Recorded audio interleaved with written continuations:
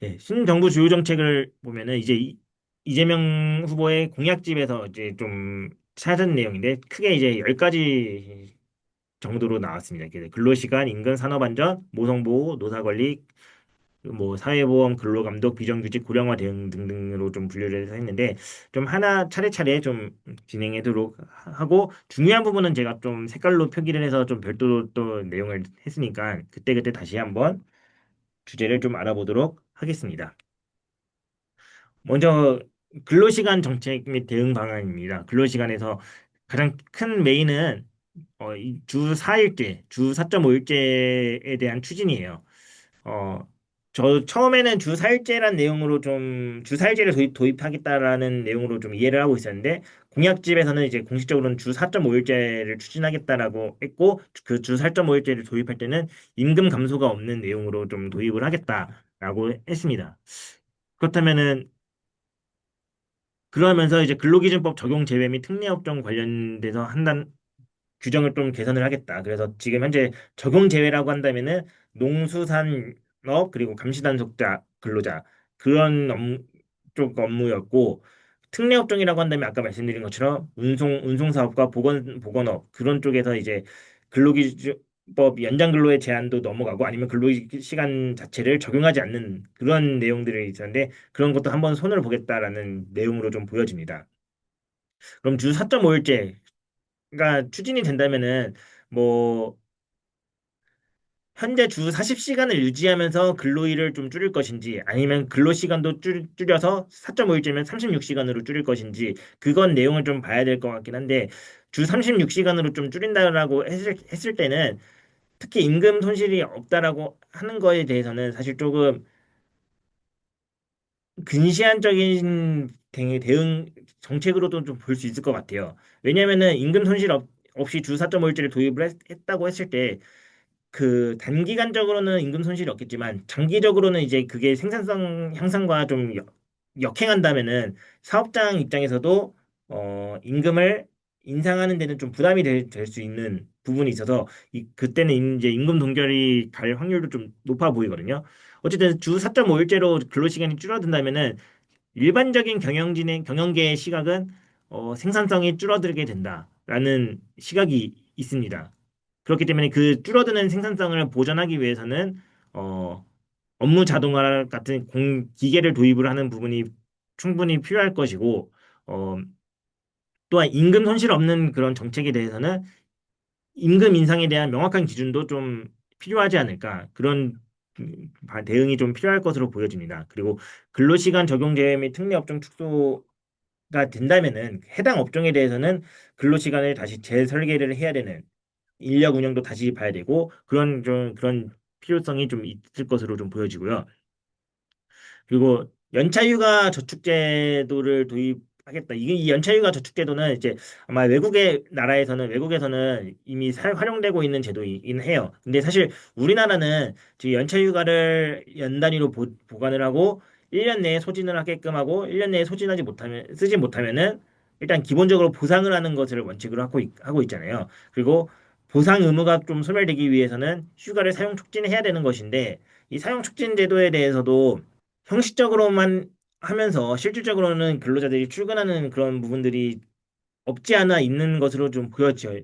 많은 모든 사업장들이 이제 사용 촉진을 법에서 정한 절차대로 준수하지 못하는 그런 부분 그런 거는 아니라고는 좀 알고 있는데 그런 제도에서 이제 연체휴가 저축제도를 도입을 한다고 했는데 저축제도라고 한다면은 일단은 소멸 기간이 1년 연체휴가를 사용할 수 있는 기간이 1년이 아니라 뭐 범위 기간이 확대가 되어 가지고 좀 연체휴가를 1년 내에 쓰지 못한 직원들이 적치된 연체휴가를 좀 쓸 수 있는 그런 내용으로 좀 이해를 할 수 있을 것 같습니다.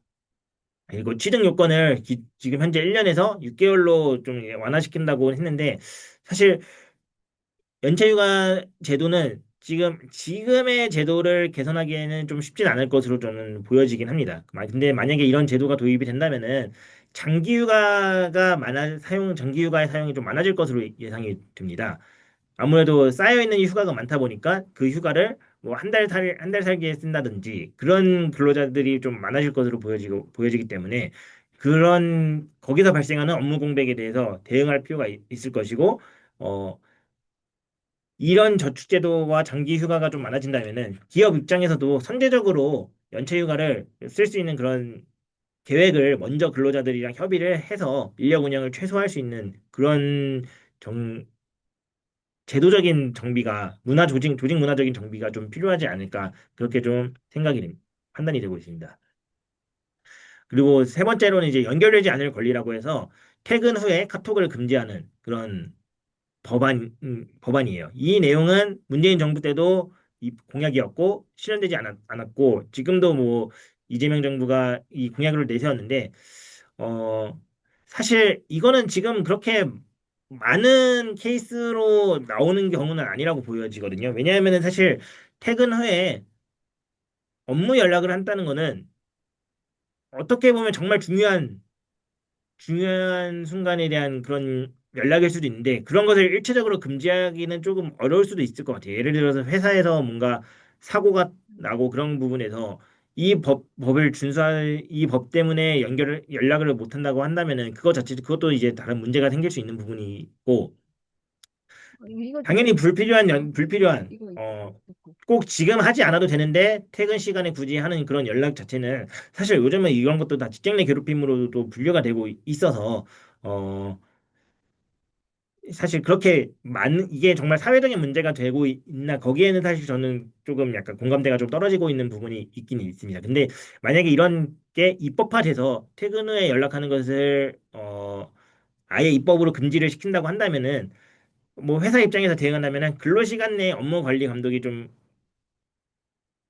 엄격하게 요구되지 않을까. 이 부분은 제가 이따가 말씀드릴 내용과 좀 연결되는 부분인데 사실 우리나라에서 근로시간에 대해서 사실 근로시간 내 정말 일만 하냐 아니면 본인의 개인적인 업무도 보냐에 대해서는 사실 좀 반반으로 좀 보여지긴 또 해요. 뭐 근로시간 내에 회사 일만 하는 경우인 경우도 있겠지만 그렇지 않은 경우도 분명히 있을 거라고 보여지는데 이런 사적 업무 시간과 업무 외 시간이 좀 명확하게 구분이 필요하다고 한다면은 업무 시간 내에서는 정말로 이제 관리 감독에 대한 부분이 좀 엄격하게 요구되지 않을까 그런 부분이 있을 것이고 또 이런 게 문제가 되지 않도록 회사 입장에서도 조직 문화의 개선 교육이라든지 직장 내 괴롭힘 그 교육을 좀 지속적으로 실시해서 이런 게 문제되지 않도록 그렇게 대응할 필요가 있을 것으로 보여집니다.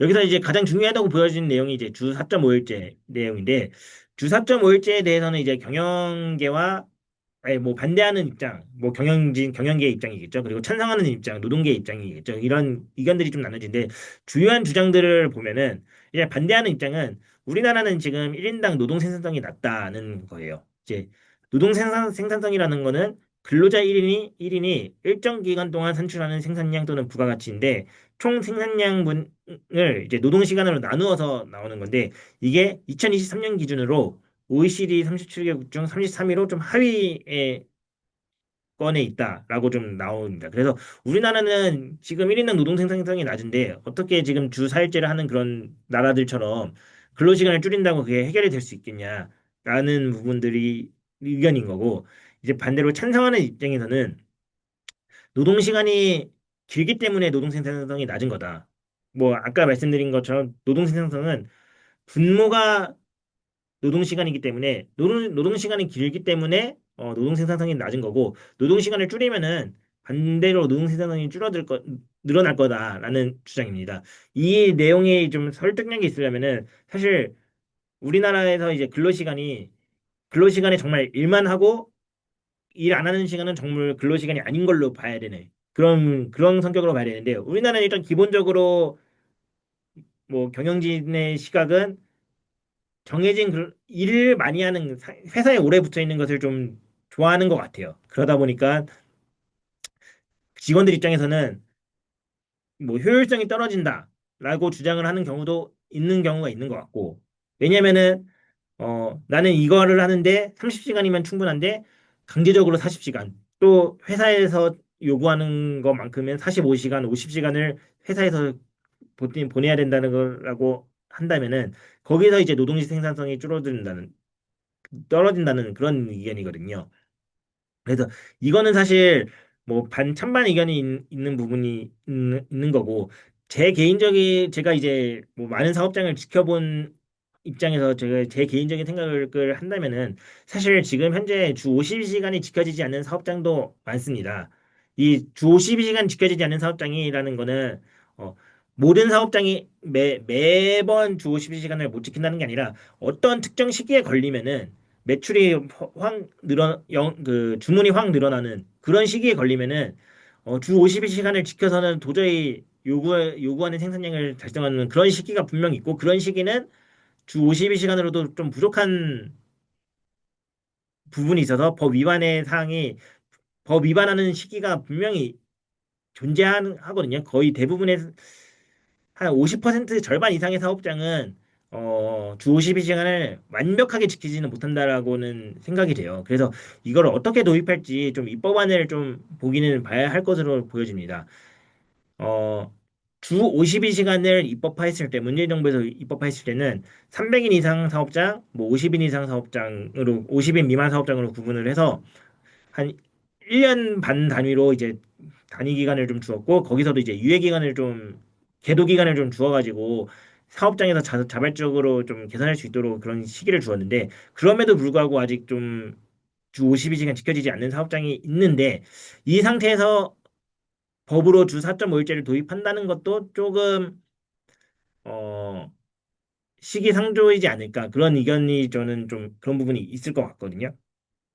그렇지만 뭐 도입된다면은 그래서 어떻게 도입할지 사업장 제 예상은 이제 당연히 사업장 규모별로 단계적으로 도입이 예상되는데 그거를 또 아까 말씀드린 것처럼 주 4.5일제를 하되 주 40시간은 유지할 것인지 아니면 주 근로시간도 줄일 것인지 그런 내용은 한번 좀 지켜볼 필요가 있을 것으로 보여집니다.